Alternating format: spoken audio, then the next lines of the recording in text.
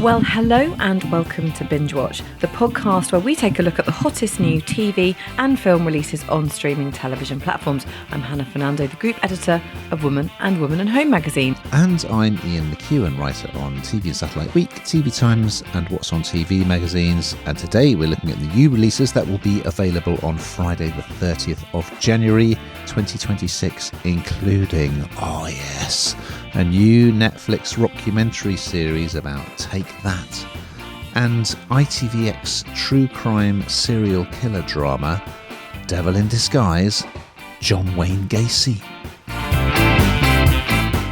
We'll also be checking out the return of therapy comedy Shrinking, starring Harrison Ford, and blasting off on a mission to space with Trainspotter turned astronaut Francis Bourgeois on Channel 4 streaming. But first, Ian, what is in the news? Steele's Sophie Turner, who we were talking about just last week, will star as Lara Croft in Prime Video's upcoming take on Tomb Raider, which will also feature Sigourney Weaver. What else is in the news, Hannah?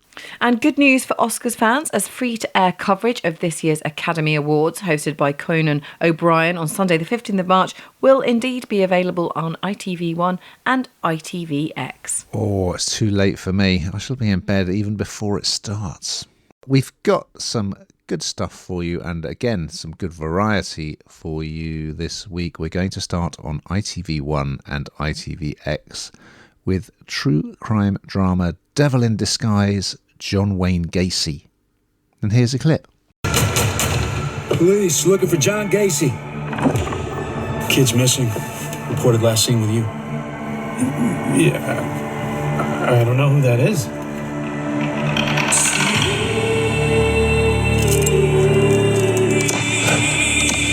We discovered bodies. By the looks of it, they're younger men. This boy displayed signs of strangulation. This is an 8-parter and it's available as a box set on ITVX. I don't think I was really aware of John Wayne Gacy, but he tortured and murdered 33 boys and young men in the Chicago area from 1972 to 1978 and buried some of them underneath his house and others he disposed of elsewhere. Elements of it did remind me of the Wests, Fred and Rose West, but I'll talk a bit more about that later. So Michael Chernus from Severance plays Gacy, and he is superb in the role, I have to say, because he's almost like a sort of, he's a very well liked guy, you know. He's sort of he's good at charming people. He even sort of invites the police officers who are tailing him in for food and beer and is kind of entertaining them, although that turns out to be a terrible mistake. I like the way it's done because it's very easy to be quite kind of lurid and sensational with these dramatizations of true crime stories of serial killers. It starts with the disappearance of one boy. So his mum turns up to collect him from a convenience store where he's working as a shelf stacker, and he's just not there anymore. I mean, we certainly don't see him at all in the first 2 episodes, and I suspect that we won't ever see him, and we won't see him meeting Gacy, and we won't see Gacy doing whatever he does to him. So you're kind of getting the same feeling to some extent as the family have, in that it's just like, he's just vanished. I mean, you know, what's happened? So yeah, I think it's very well done. And there's a detective played by Gabriel Luna from The Last of Us, Detective Rafael Tovar, who is sort of coordinating the case against Gacy. But as you will see, many opportunities to bring him to justice came and went. There's an element of sort of homophobia to that. I mean, it's heartbreaking, really. He's such a weird guy. So he was really interested in clowns. He drew portraits of clowns and he used to perform as a clown for sick kids in hospitals. Once he starts to cooperate with the police, against his lawyer's advice, he decides he's just going to tell the police exactly what's happened. it's very much, I don't know if you saw the Fred West dramatisation where Dominic West played him. He's kind of enjoying the attention, showing where the bodies are and kind of playing a little bit of a game with the police, having control, and doesn't seem at all embarrassed or guilty or remorseful. It's just as if he's conveying some interesting information to the police. Obviously, it's a shocking story, and we do get a sense of why did Gacy do this. He's almost got sort of multiple personalities, and although he was having homosexual encounters, he also was quite homophobic as well. So yeah, he's a complicated character, and I just think it's really, really well portrayed. But yeah, I watched 2 episodes and I had to stop because it is so dark. I just thought, that's it, I'm going to have a break. But it's very, very well done. What did you think, Hannah? I mean, this is a true crime drama in every sense, isn't it, Ian? And as you say, it's something that is just, I didn't actually know about this story. It's horrific, and anything like this is just incredibly, well, it's disturbing, it's haunting. But it's done in an incredibly sensitive way. And, 33 boys and young men tortured and murdered. Just absolutely, it's just unbelievable. But I think what's brilliantly done here is that they really explore the families and how they've coped with things, and how they channel the warmth that they remember those boys with, rather than kind of just the horror that would have hit headlines and news channels and absolutely everything else. And I think very often it can all become about the murderer, about the person, rather than about the victims. And this doesn't do that. I think it does it incredibly well. There's very few acts of violence that we see here. This is all just kind of, as I say, very sensitive, incredibly haunting. And again, somebody who is in a position of trust, which we see again and again and again, a position of trust we put our children in. There's a fear, just a complete fear factor among parents, isn't there, about who you're leaving your children with. And yes, again, a complete abuse of trust. It's really interesting. You learn an awful lot, but it's incredibly, incredibly sad. Over on Netflix, we have a new rockumentary series called Take That. And here's a clip. Here's Gaz and Howard. Say hello. Right, okay, you're about to witness something that you've probably never witnessed before. Perhaps you'd like to introduce yourself to the nation. I'm Robbie. I'm Gary. I'm Matt. I'm Howard. I'm Jason. And we are... Take That! Take That was about 5 people. We bounded into being pop stars in the 90s. We're really good looking. We're the best band that ever lived. But I didn't expect any of it. It's Megan. Well, I'm just going to caveat this whole section with the fact that I am officially Take That's #1 fan. Of course I am. Back in the day, my whole bedroom wall was all my walls were completely full of Take That posters. Robbie being my absolute favourite. In fact, he's the only member of Take That I haven't met. But they do say not to meet your icons, don't they? And so perhaps that's the right thing that's happened. But no, I absolutely love the boys, and I've managed to meet them sort of. Back in the day, my dad would drive us around everywhere to studios, and trying to see them, and he'd pick us up from concerts, and we'd record the songs on cassette tape. Remember them? And send them to them. It was really funny. And then luckily in latter years, when they regrouped, I've met them, and that was brilliant too. It was just absolutely a dream come true.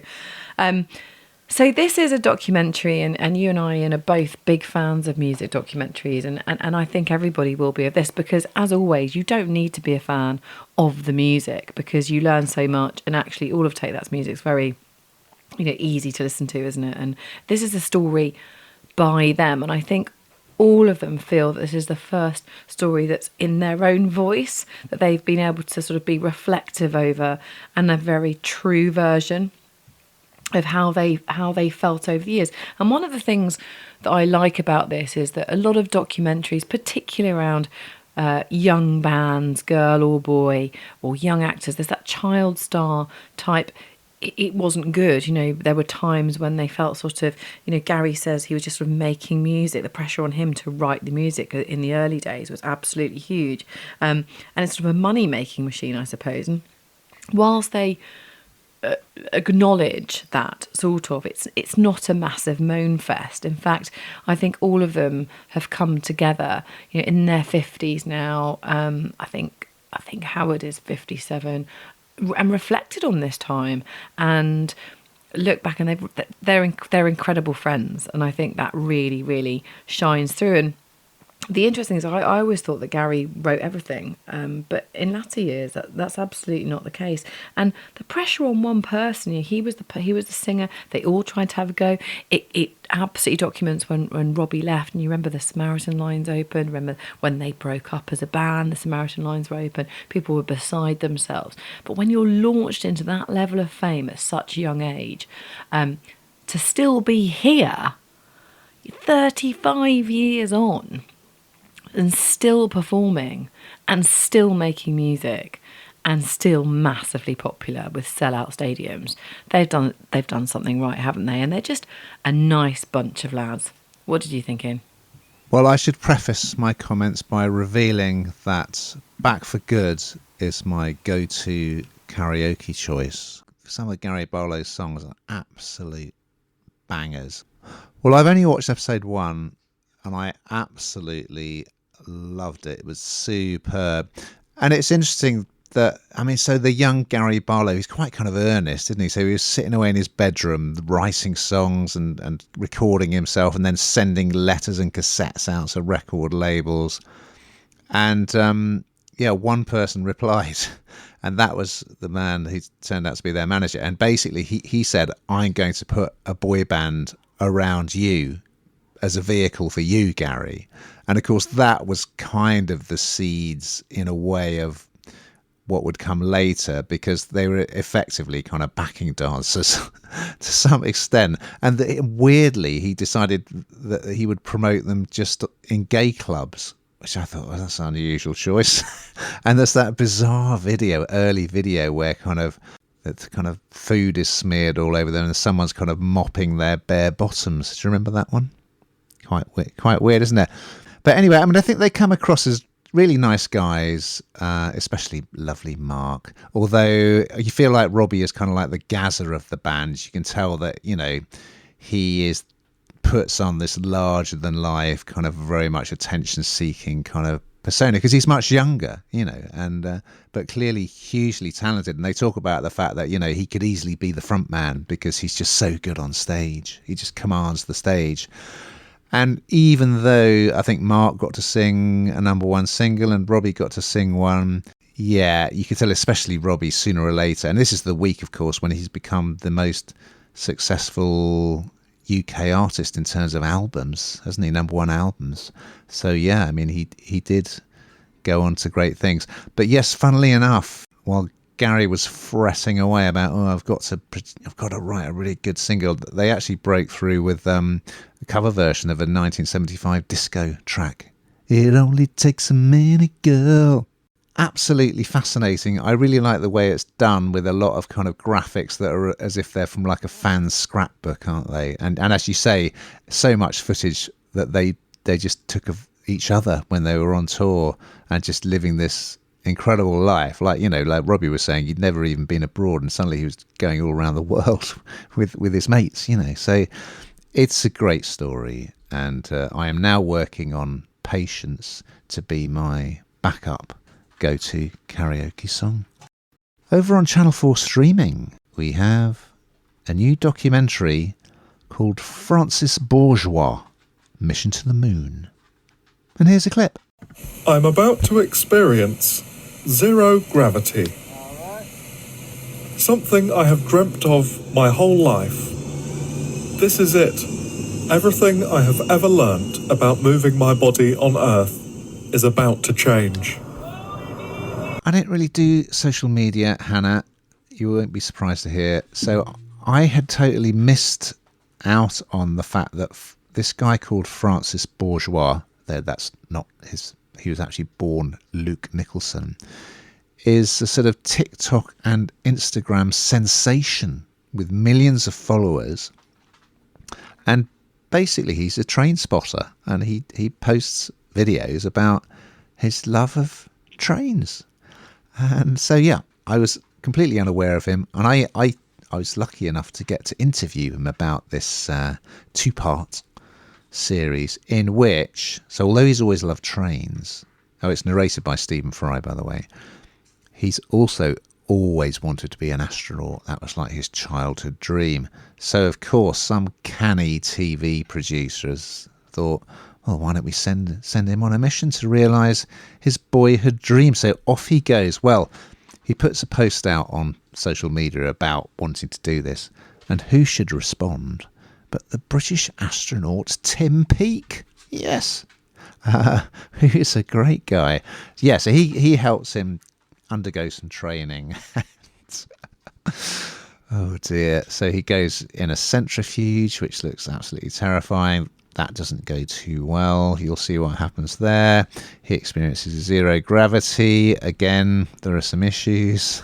He's given a sort of simulated medical emergency in space to deal with. It's a journey of self-discovery. Let's put it that way.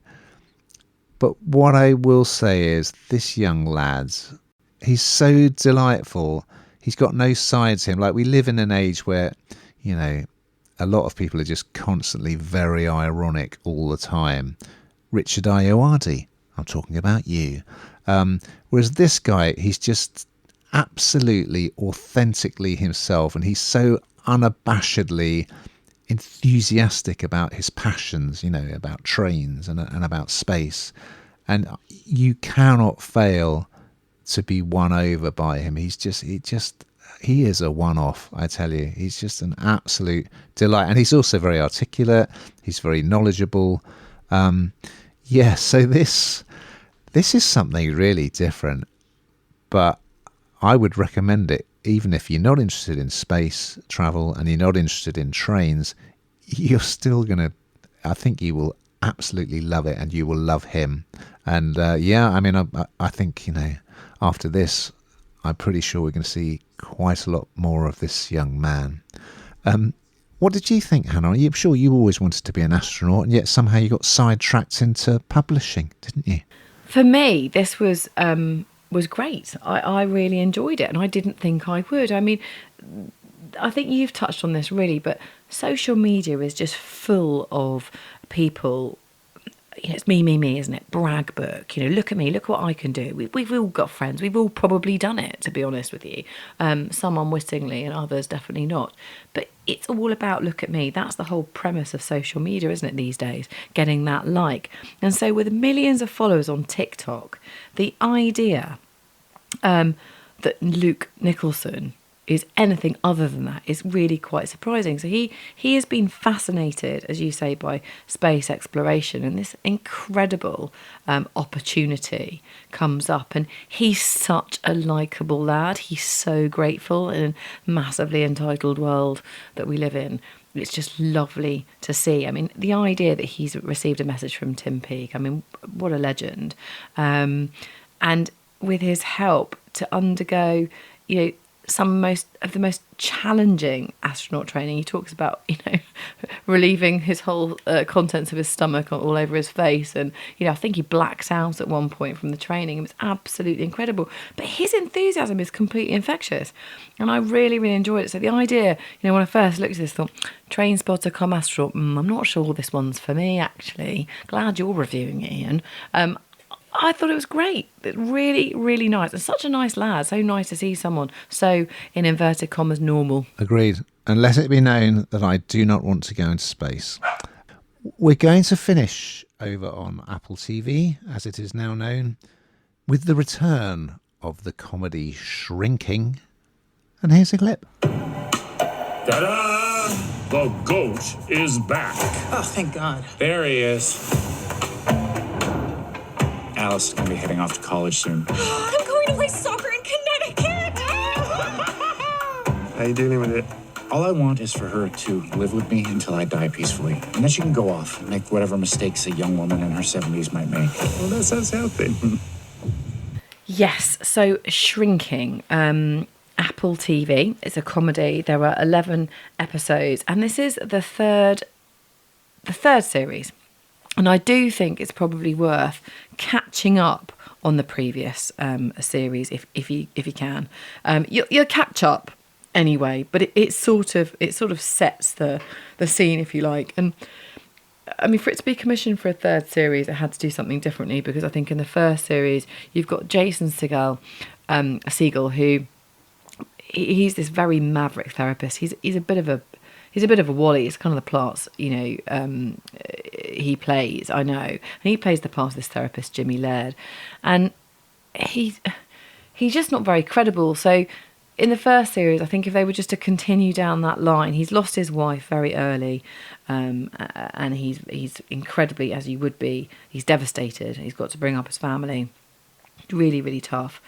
And he basically has no patience with his patients at that time. So he gives them bad advice. There's lawsuits. He's all sorts of things that he does that, he shouldn't be doing.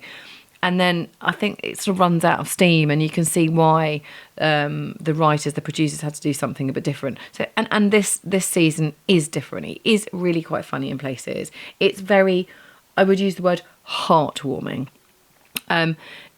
He is back as therapist Jimmy Laird for this third run, but this time he's enjoying life with his daughter. It's a harmonious relationship. He's a lone parent. He's trying to parent and grieve, and it's been a difficult, rocky road, as it is even without all those things. And Alice's daughter is worrying about leaving for college. So she's off to college, but as she's worrying about going to college, he's also worried about her going. He doesn't want her to go, but he knows he has to let her go. There are some really big names in this, and there's sort of all of the paths between all these different people cross over and sort of nicely knit together to create a community, I suppose. We've got Harrison Ford in here. We've got Michael J. Fox. He plays the part of somebody who's sitting in a waiting room with Parkinson's. Of course, he suffers from Parkinson's, so it's lovely to see him. And then we've got Dumb and Dumber star Jeff Daniels, who is Jimmy's estranged father, and he plays a great part. There's that's really fun and a bit of a coup, I think, too. So all in all, I think it's really quite good. It was really heartwarming, really enjoyable. You can get on, unlike a lot of these things this week, you can get on and you can wash up if you want to. You can have a glass of wine. You can eat your takeaway. All of the above. And not be too distracted. So it's a good one for that. Well, Jason Segal, he's very good at kind of playing the sort of everyman kind of doofus, isn't he? So I remember him from Forgetting Sarah Marshall. And yeah, I agree with you. His maverick therapist character is not very believable. But of course, it's got Harrison Ford in it as his boss, Paul. So why wouldn't you want to see that? And he's like super grouchy character who quite a lot of this is a bit cheesy and schmaltzy, and like Harrison Ford's character, because he's such a grouch, he very much undercuts it all. So yeah, he's got Parkinson's symptoms, and that's how he meets Michael J. Fox, who plays Jerry. You've got Jeff Daniels as Jimmy's estranged father. That's a pretty good signing, isn't it? Yeah, so there's a big football match where the daughter Alice is hoping to get scouted by a college. And of course, Dad is there being really embarrassing, and Dad's neighbours and some of his colleagues. I think it's slightly got the vibe of Modern Family, I think, at times. It's fun, although I would say any therapist watching it would be absolutely cringing, thinking like none of this would ever happen. But, you know, don't worry about that. It's good. It's good fun. Now, we've got to that time, young Hannah Malazio, where we find out what the hell you've been binge watching. Yes, so what have I been binging on? Well, of course, Ian, it was the Traitors final, wasn't it? And what am I going to do with my time? I'm going to have to wait until the celebrity one later in the year. Although I can't complain. I did think, as I've said, it was a little bit too soon for this one. But of course, I got absolutely hook, line and sinkered in. I've also been watching, which of course we reviewed on Binge Watch, Heated Rivalry. Everyone's talking about it on Now TV. I even heard a call in, I think it was to Heart Radio, Heart Breakfast, about ice skating, ice hockey, and how there's kind of a bit of real resurgence and getting people into it. So that's really good too. What have you been watching? All right. Well, I watched a very good sports documentary series on Channel 4 called Four Kings, which is about four fab British boxers: Nigel Benn, Frank Bruno, Chris Eubank, who is just, I mean, he's a one-off, isn't he? And Lennox Lewis. And it's very good because, it sort of starts at a time when there was quite a lot of racism towards black boxers. And then we got these four black titans of the sport who completely, who were the great British hopes. And, it's a really good watch.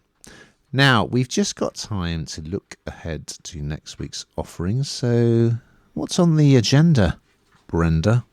Well, Sabrina Carpenter and Seth Rogen join the Muppets. Oh yes, the Muppets, they're back for a one-off special on Disney+. Oh God, I love the Muppets, they're so good. And we go behind the scenes in the gambling capital of the world with Sin City, the real Las Vegas, on BBC iPlayer. So we look forward to those and much, much more. But in the meantime, dear listeners, Watching!